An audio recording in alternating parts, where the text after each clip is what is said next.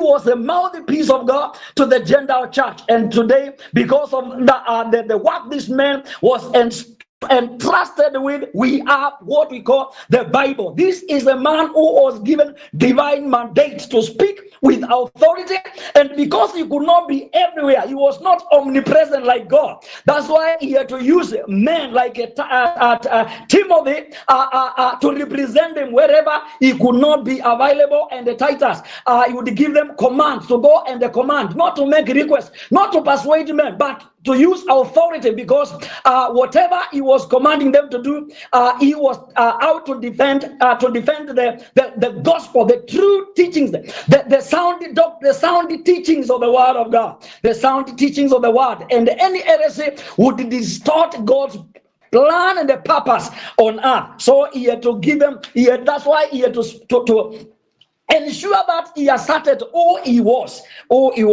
So Paul, an apostle, or an apostle. The word apostle is in the Greek is apostello, send one whom God sent with a special commission. The word apostle in the Greek is apostello, and the word apostello means send one. So Paul was one sent by God. He was a man sent by God with a mission. So he was sent by God with a mission. His apostleship came by command, as I have said, from Jesus Christ. This word means a loyal commission.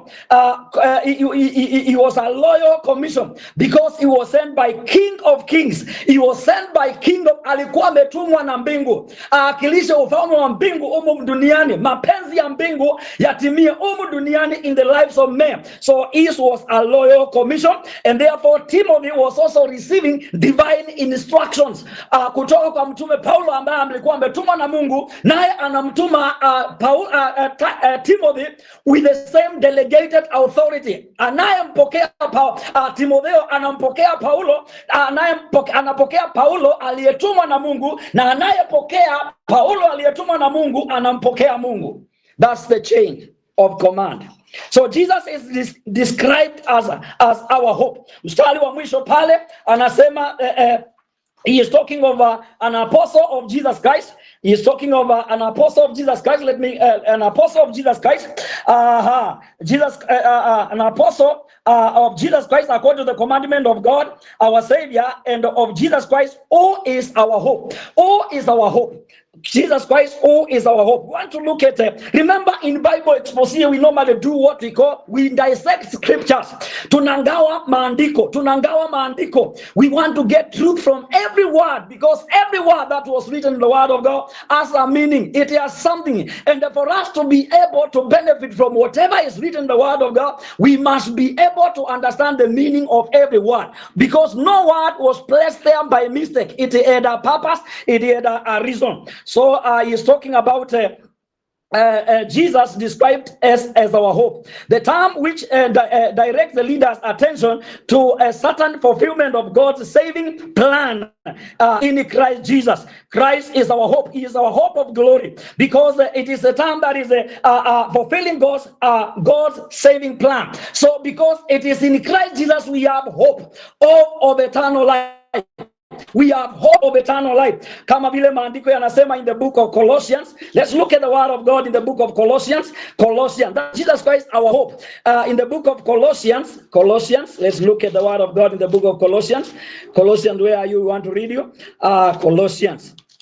Let's look at the word of God in the book of Colossians. Colossians is before Thessalonica Colossians chapter 1 verse 27. 1 verse 27. The Bible says, we want to look at the word hope. To whom God would make known what is the riches of the glory of his mystery among Gentiles, which is Christ in you, the hope of glory.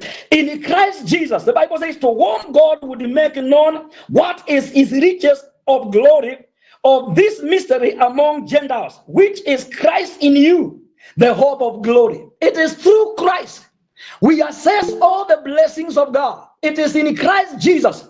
Thank you for sending for. Yes, you can. Kwanza iachilia hapo kidogo. Umeitoa achilia hapo kidogo kwanza nichambue ikiwa hapo. Yes,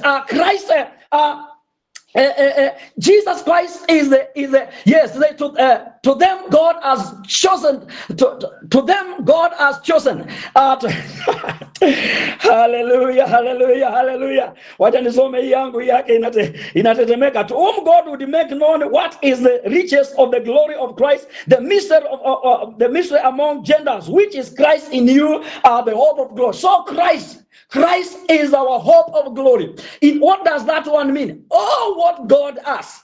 Oh, what God has, the promises, the good promises of God that He has, we can only access them through Christ Jesus. So if Christ is in us, we can access all what God has, all what God is and all what God has, we can only access it through Christ Jesus, because it is through Christ a new way has been opened to access everything that God has for us. That's why Christ in us, the hope of glory.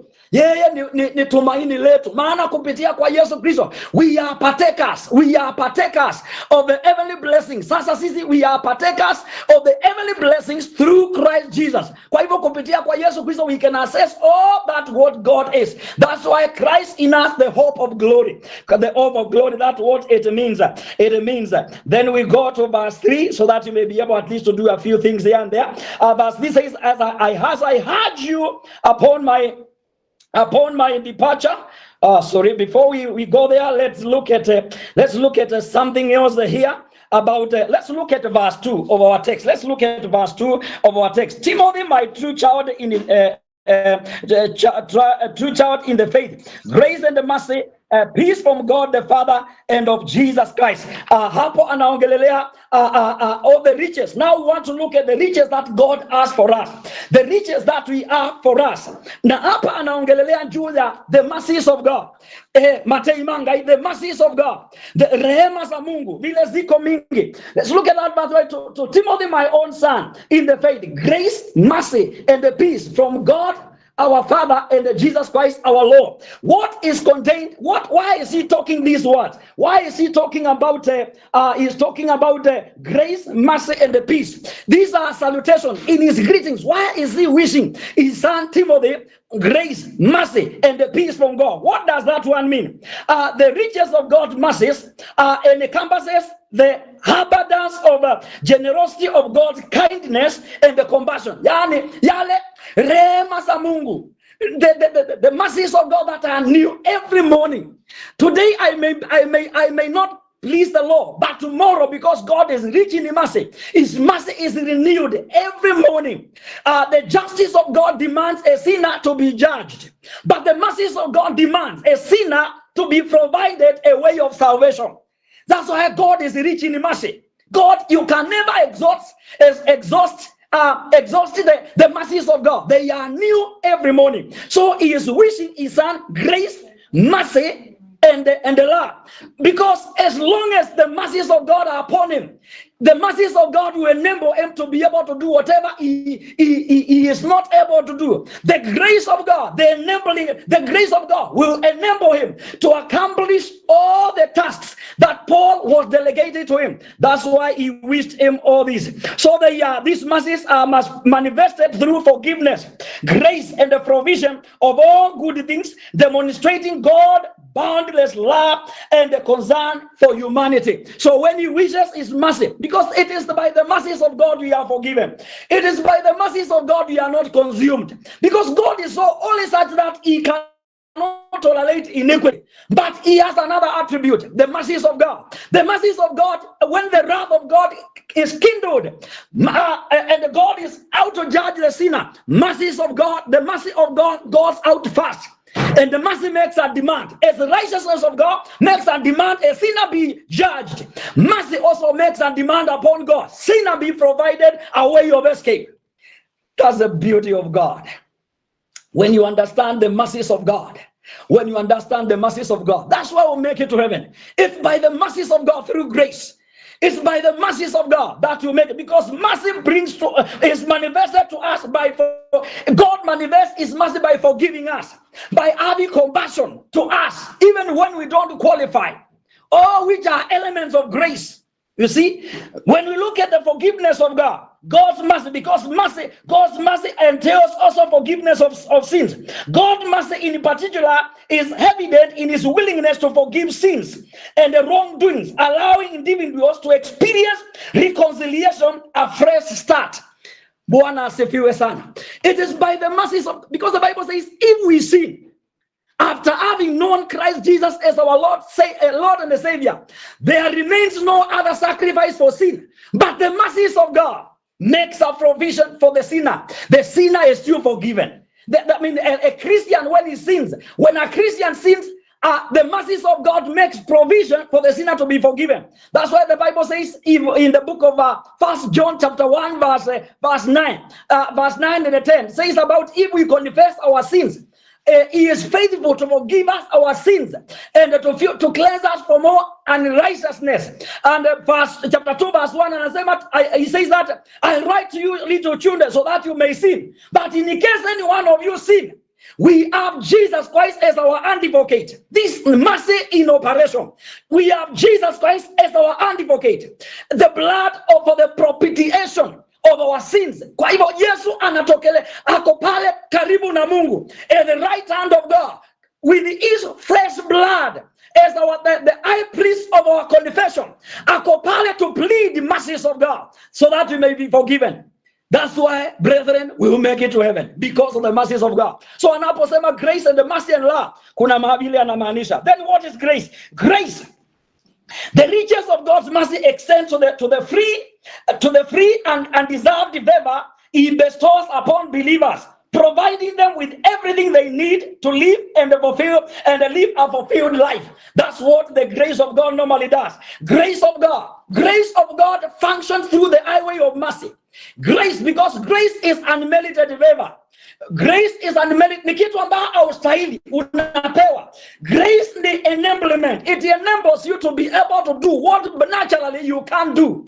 It enables you. And this grace functions through the principles of mercy, because we don't qualify in the first place to be used by God, but the mercies of God, grace of God makes provision through the mercies of God. So this is like an highway that God makes for us to be able to accomplish all what God has for us in his glory. I can go on and go on and go on talking about the mercies of God, then the love of God. The Bible says, what manner of love that the Father has lavished on us, that we should be called the children of God. And for sure we are. It is by love. God was moved by love to give his son as a ransom. God demonstrated his love to us. He loved us. He gave us his very best. That's why he's wishing his son grace, mercy, and love. Mercy, grace, mercy, and grace, mercy, and the peace, and the peace. And this peace, shalom, this peace comes as a result of having been reconciled with God through the works of mercy and the grace, because we are saved by grace. That's why Titus chapter 2 verse 11 says, the grace of God that brings salvation to all men has appeared to all, teaching us to say no to all ungodliness. That's the grace. We are saved by grace, and through that same grace, through the mercies of God, we are reconciled. Sinners reconciled with God. The barrier that stood between us and God has been removed. Now we can access God through the new way. The body of Christ, the land vein, that is the body of Christ. He has prepared a way for us to access God directly. And as a result of that, we are reconciled. We can fellowship with God. Why? Because after the forgiveness of our sins, we are peace with God. We are peace with God. We are justified. And justification, which is instantaneous. It brings reconciliation. And the reconciliation makes us to have fellowship with God, because now the animosity, the enmity is no longer there. We are at peace with God. We are at peace with God. We are at peace with God because of reconciliation. That formula, you can see it in the book of Romans chapter 5. The Bible says Romans chapter 5, Bible says, therefore being justified by faith, verse 1, therefore being justified by faith, we have peace with God through our Lord Jesus Christ, by whom we have access by faith into this grace, the grace through which we are saved, wherein we stand and rejoice in hope of glory of God. Not only so, but we also glory in it. Tribulation. So therefore, we have been justified. And the word justification, ni kuhesabiwa haki. It is not to be meant as saint. You are unahesabiwa haki. When you are justified, there is no condemnation. Unahesabiwa ni kama haujawahi tenda dhambi. It's like you have never done sin. Justification says he is not under condemnation. The Romans 8:1 inasema there is therefore now no condemnation to them which are in Christ Jesus, who walk not after the flesh but after the Spirit. Why? Justification. Justification declares there is no condemnation. That's why, brothers and sisters, there is no condemnation for us who are in Christ Jesus. That's why we will not come before the judgment seat of God. Hatutasimama kwenye kiti cha hukumu cha Mungu. Sisi wateule tutasimama mbele ya bema seat, the judgment seat of Christ. Now our judgment will not be to do with the condemnation, to be condemned to hellfire, but our judgment will be for rewarding. Our judgment will be for rewarding. Our judgment will be for rewarding. Ametuma hiyo kamstari ya 8:10. Ametuma kamstari ya 8:10, tuangalie kama kuna kitu pale ya 8:10. Anasema, and if Christ is in you, the body is dead because of sin, but the spirit is life because of righteousness. Kwa hivyo tuko na uzima kwa sababu ya utakatifu wa Kristo. Justification gives you positional righteousness. Ule utakatifu wa Yesu Kristo unahesabiwa kuwa utakatifu wako. That's what happens. So we are peace with God. Tumechambua hiyo mstari mpaka tumemalizana nayo. Twende verse 3. As I urge you upon my departure for Macedonia, remain on Ephesus, so that you may instruct certain men not to teach strange doctrines. As I urge you upon my departure for Macedonia, remain on Ephesus, so that you may instruct certain men not to teach strange doctrines. My brothers and my sisters, you know, Paul was a man under authority. Paul was an apostle sent by God. When he was leaving the church of Ephesus, he assembled the elders. When you look in the book of Acts chapter 20, we see Paul gathered with the elders of the church of Ephesus. He talked to them. He called them when he was leaving, because he knew he may not come back to the church of Ephesus. Kwa hivyo akawaita wazee wa kanisa. He called them and he gave them command. He told them in the book of Acts 20. Let's see. Is that what? Let me look at the verse there. Oh, sorry. Acts, sorry, I was looking the wrong place. Kwani hiyo scripture imepotea. Acts 20. Let's look at something, because it's a Bible exposition. It's good to understand what Paul is talking about. When he was about to leave this church, he assembled the elders of the church. And he told them, this was the church of the elders, wazee wa kanisa in the church of Ephesus. He told them in verse 28, verse 27, verse 28, he says, take heed, therefore, to yourselves and to all the flock over which the Holy Ghost has made you overseers, to feed the church of God, which he has purchased with his own blood. So the church belonged to Jesus. He purchased it with his own blood. Kanisa sio mchungaji. Ati ile kanisa ya mchungaji fulani, that is heresy. Kanisa ni ya Kristo. Kanisa ni ya Yesu, ndiye alinunua kanisa. Ndiye alinunua. Watu wanaokolewa sio ujumbe wa mchungaji. By the gospel of Jesus Christ. We are angels. Sisi ni kama barua. Sisi ni kama barua. Na barua iko na the author, iko na the writer of the letter. So the gospel as a source, and the source of the gospel, it is Jesus Christ. So the church belongs to him. Anasema, for I know this, after my departure shall grievous wolves enter in among you, and not sparing the flock. Also of your own self shall men arise, speaking perverse things, to draw away disciples after them. Actually, this is what Paul was warning. Hii kitu alikuwa anaambia wazee wa kanisa wajiadhari na watunze kanisa, maana akishatoka ravenous wolves they will come to devour the church. Na akawaambia guard the church. Na akasema not only even outsiders, some among you will rise up and they try to draw away disciples after themselves. Watu ambao wanaongozwa na matumbo yao watakuja na wainuke wanaanza kupotosha kanisa. This is exactly what happened. That's why Paul is commanding. After he was commanding, later, many years later now, many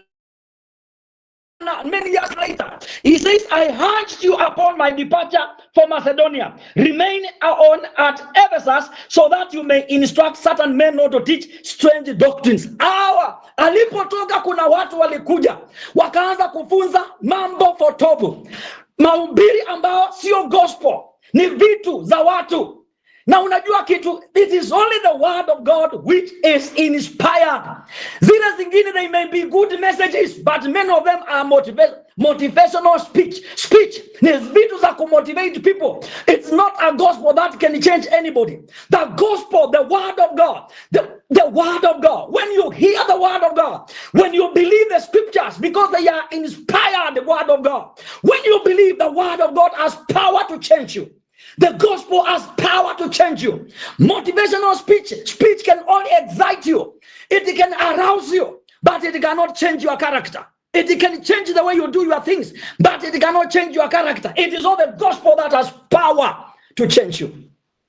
It is the gospel. It is the one which is inspired.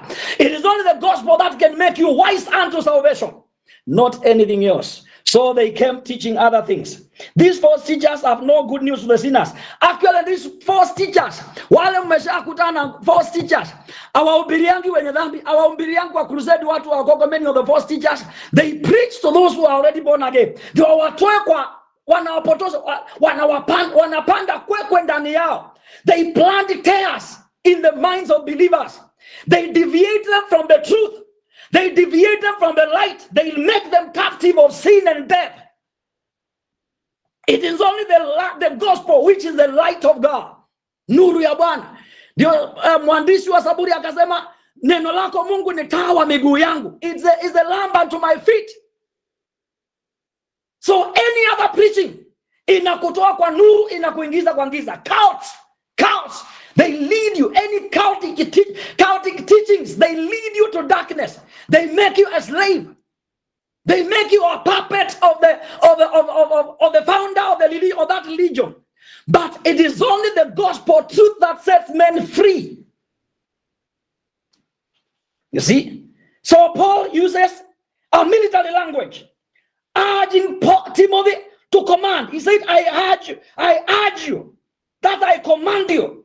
After nikakwambia baki pale, there's Ephesus, baki pale Ephesus, because there is work to be done. So the first command is remain in Ephesus. Don't follow me. Remain there because there is your work there. Kuna kazi yako pale. Kwa hivyo remain there. So he urged him to Ephesus. And what else did he do? So that you may instruct certain men not to teach strange doctrines. So he was given authority, power. Akiongea Mungu ameongea kuambia, don't teach these messages. Usipuuze mambo ya aina hii. Hii ni mahubiri potofu. These are strange doctrines. They are not inspired words. Salvation is by grace but not by the law. That's what Paul left Timothy. So he gave him charge. This charge means he gave him strict orders.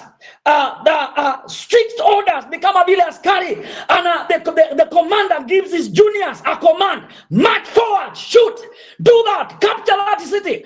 Vitu kama hizo, a marching order. It was like a marching order.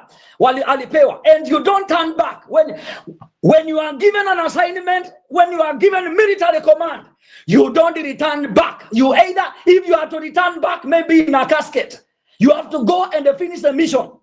Nimekutana na maaskari wananiambia hii mission tunaambiwa tuzirudi bila kuikamilisha. So ukipewa marching order ni kumkamilisha. Kwa hivyo Paul was not to go in the person. Tafadhali acheni kuhubiri haya mambo. Wokovu ni by grace, not by the law. Tafadhali. Hapana, hakukuwa tafadhali. Stop it.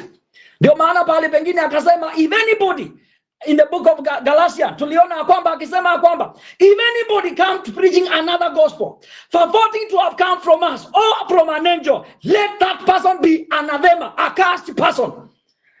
There is no compromise. You know, Paul was alikuwa amepewa na the creator of the heavens and the earth. Hakuna koti ungempeleka mtume Paulo, maana aliyemtuma alikuwa anabeba ujumbe kwa ajili ya ufalme wa mbingu. The gospel that is going to transform men. The gospel that is going to change humanity, to make them men and the women who are enemies of God. Once they obey the gospel, they become children of God. It was a transformative gospel. Injili ya kumbadilisha watu. A sinner becomes a child of God. That's why it says, I am not ashamed of the gospel, because it is the power of God. Why? It is inspired word. It has divine authority. It has divine power. It has creative power. What the word of God says, it makes you so. So if anybody comes preaching another gospel, Timothy was to stand kindete and amwambia, stop preaching those things that you are preaching. That's heresy. It's not allowed. It is illegal. You are attracting a curse on yourself. That's the kind of command Paul was extending to Timothy, because apostles are foundation layers. Na alikuwa anajua kwamba watu akiruhusu injili zingine sihubiriwe, kanisa itasimama kwenye changalawe. It will not stand on the rock, and the rock is Jesus. When it will stand on the rock, when storms will come, when floods will come, the church will be swept.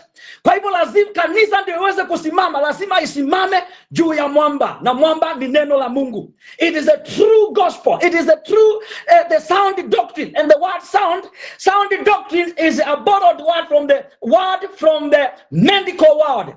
A healthy gospel, a gospel that will change your character. A gospel that will change your mannerism. A gospel that will change your behavior. Because if you believe a lie, then you will live a crooked life. You live because one behaves like the belief system. The belief system of one, everyone behaves according to the belief system that he has. If you believe hakuna mwenye haki, hakuna mtu anaweza kuwa mtakatifu mbele ya Mungu, then you show me a sister who believes like that. Is a sister who believes in sin. Show me a brother who believes that without holiness no one will see God. That sister will run away from sin. Atasimamia wokovu wake, atatetea injili, kwa sababu belief yake ni kwamba it is the pure in the heart who believe God. And because that word is inspired, grace ya Mungu inamsaidia kuishi maisha ya aina hiyo, akikataa dhambi. Vijana kama Yusufu walikataa dhambi. Dhambi ikiweko, kijana anakimbia, anaepa dhambi, na anasimamia utakatifu, mpaka mbingu inamwangalia, inamsalute, anainuliwa cheo. That's what it means, the true gospel, the true teachings of the word of God. Our time is over. But I want us to know that Timothy had a responsibility. He had a responsibility. I've taken time because unless we understand why he was instructed to remain in Ephesus while Paul was proceeding to Macedonia, we may not understand. We may not be able to get the message, because it is when we understand the seriousness of the matter, we will be able to receive the word of God with the seriousness to which it deserves. That's why, brothers and sisters, it is ungodly to compromise this faith. It is ungodly. It is to attract the wrath on yourself if you compromise this gospel. Let's not, we must believe the word of God. Whatever the word of God says, it means exactly that. And especially the gospel, the good news of our Lord Jesus Christ, that he died for our sins. If I know Jesus Christ died for my sins, I'll never compromise. If I know that he suffered for me to purchase, because the Bible says, we have not been purchased with corruptible things like silver or gold, but the precious blood of Jesus Christ, the blood without blemish. If I know Jesus Christ suffered the way he suffered, so that I may escape from death, I may have life and have it everlasting. Brother, I'll think twice before I commit any sin. I'll think twice. I'll think of how he suffered, and I say, I'll not crucify my Lord, because it's only pure, the pure in the heart will see.